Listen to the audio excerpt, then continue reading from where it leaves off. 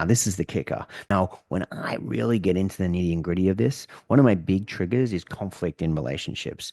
And what is the main thing that I do to protect myself and cope? Try to over explain, prove my point, or remove myself from the conversation entirely. The next thing that we do is really look at what happens if I wasn't to do that. So, what is it that I'm trying to avoid? Because if I'm doing that behavior, I'm obviously trying to avoid something. So, you got to ask yourself, if I didn't do that defense mechanism, what is it that might happen? What uncomfortable thing might hit? Now, for me, they might criticize me or think that I'm wrong, which is a big, we can't have that experience for me. Now, this is the kicker because from here, what we're really starting to identify is what the fear is.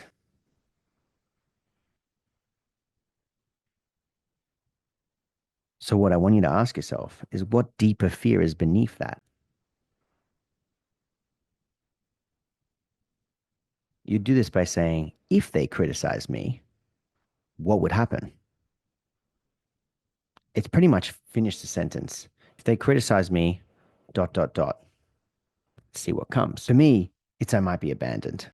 I might be rejected.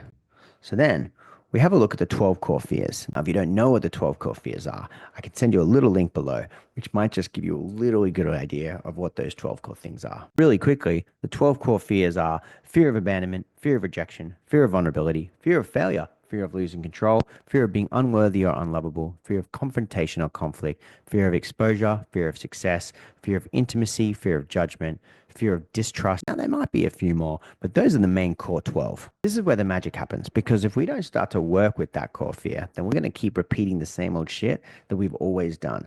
Generally, that gets us into more disconnect within ourselves and pushes people further and further away.